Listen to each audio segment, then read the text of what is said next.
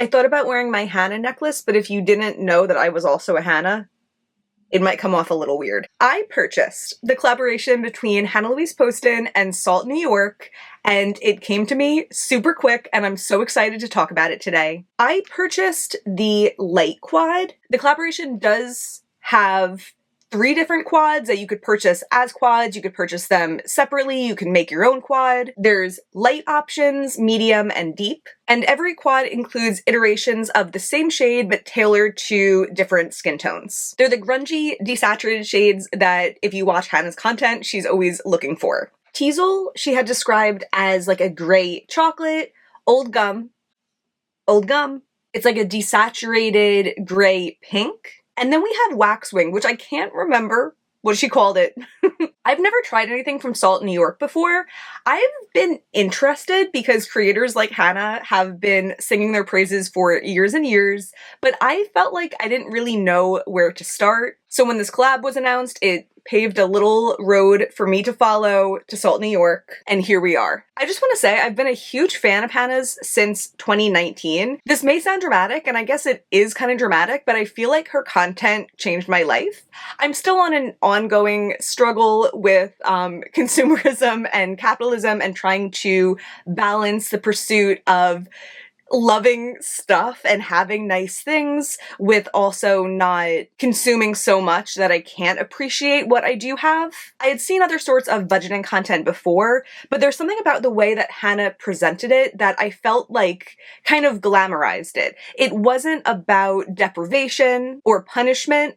It was a means to appreciating the things you have even more just by having less of it and by making better decisions and only welcoming the products that will actually make a difference for one's life. And 6 years later, as it's easier than ever and getting easier and easier to have new things at the snap of a finger, I can't snap actually, fun fact. These mindset shifts that I learned from Hannah Louise Poston have continued to help me, and I do find myself often revisiting her old content from her No Buy year and her budgeting year specifically, where she had long videos, waxing poetic as she does, about the pursuit of fewer, nicer things. She's also someone that, although I have a bit of a different makeup style than her, I feel like I prefer bolder, louder makeup than she does.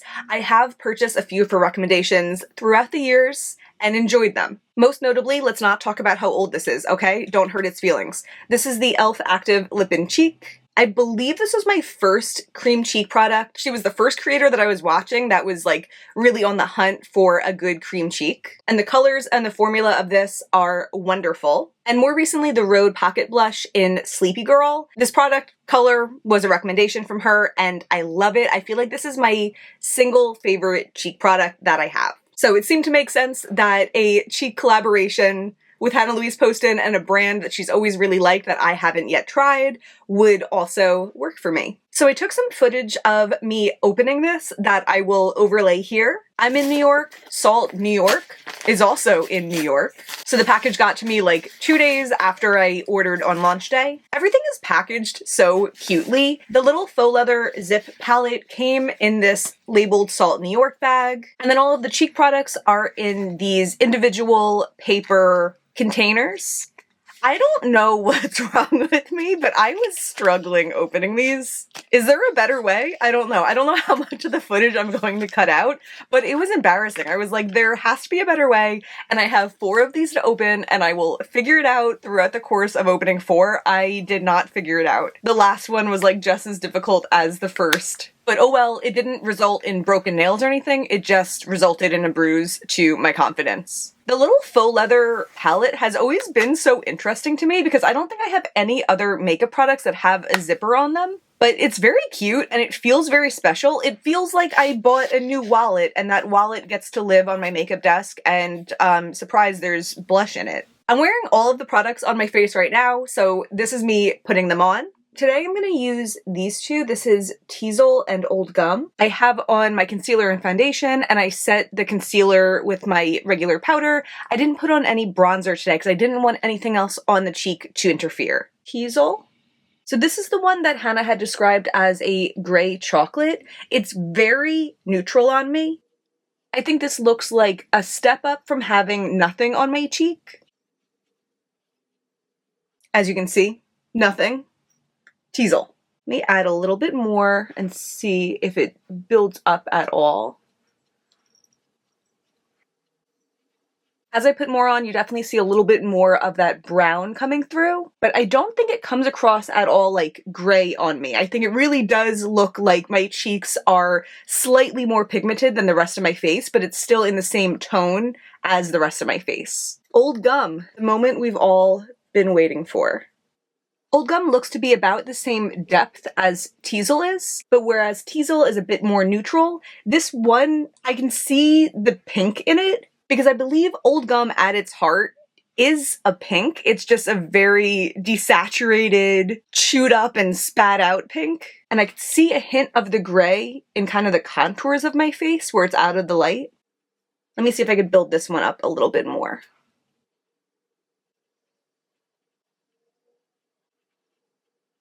Yeah, when I build it up, I think you would really see the pinkness of it coming through. But in line with Hannah's goal of creating a very desaturated pink, I can certainly see that. It's not a bright artificial pink, it's the sort of pink that my body would make, that my cheeks would blush. I'm just gonna line the outsides of my lips with this Mob Beauty M1990 lip liner.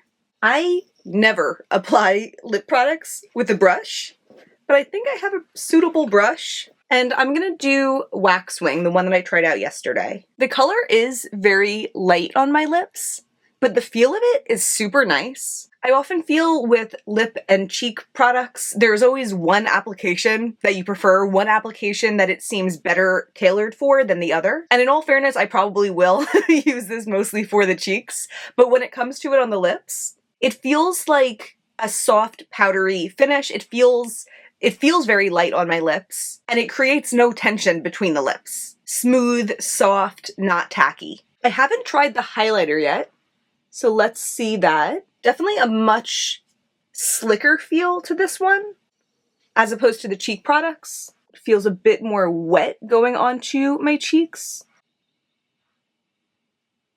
And a very subtle, wet look shine. Okay, let's see if the hair sticks to that. Or any of this, for that matter.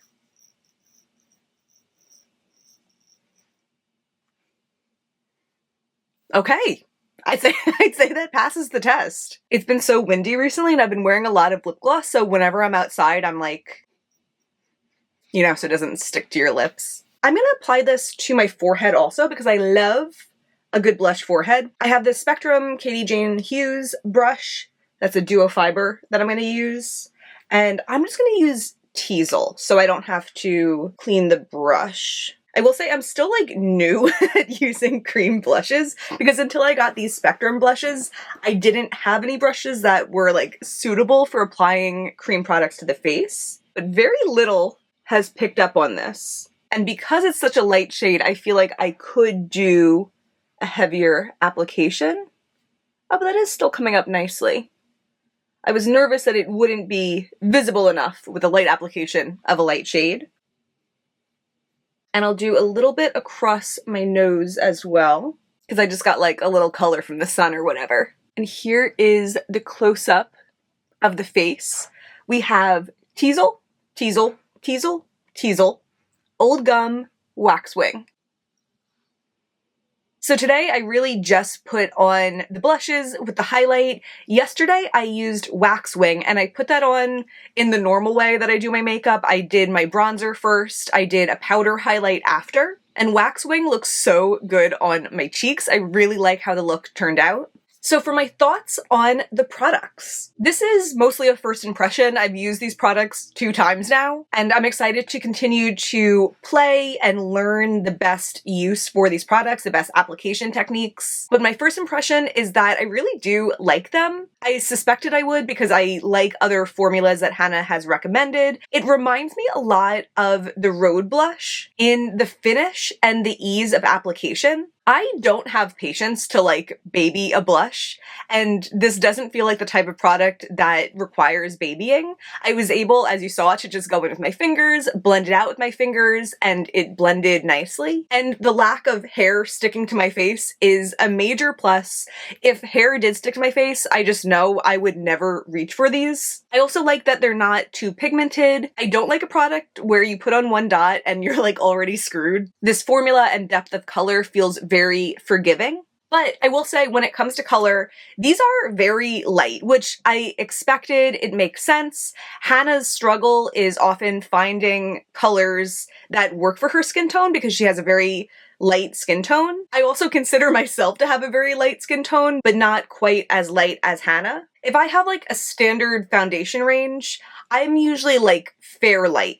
Like maybe the second one in the range or the third one in the range. Hannah would be like the first one in the range, or the first one in the range would be too deep for her. So it makes sense to me that these products that work really well for her skin tone are a little bit light for me. But there is a time and a place for a cheek product that is super light. Sometimes I want just like a nude cheek, and I think these work really well as 3 different color iterations of like a very nude cheek for me. I don't know what would have happened if I purchased the medium.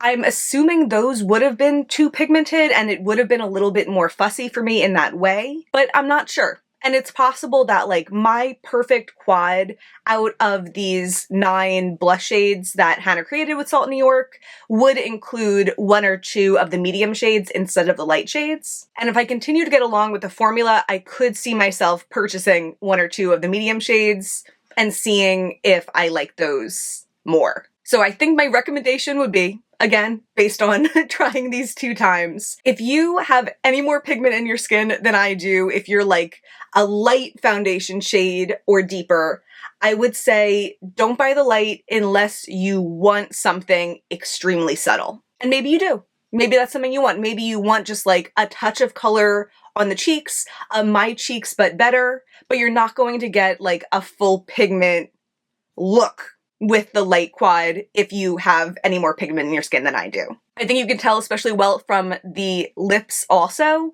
that this is like the darkest shade, the most statement of the light quad, and it does show up nicely on Hannah, but on me, it's really not much of a color. But yeah, I think the lip liner that I put on shows up more than the lip product on the center. And then for the highlight, so far, I like it, no complaints. I keep on saying this, but I am very impressed that my hair is not sticking to it. It reminds me a lot of the Merit highlighter in that it's like a thin, but not sticky, but very wet look, but not heavily base pigmented highlighter. And I like it. So I think it feels less special than the blush products because I definitely don't have other blush products in my collection that are just like this, especially color-wise, but I feel like I do have a highlighter that's similar. So if I had to vote one of these products off the island, I probably would vote the highlighter off because it feels less special, and then I would replace that with one of the medium blushes. Yeah, that's like what I would do if I was reordering this with hindsight.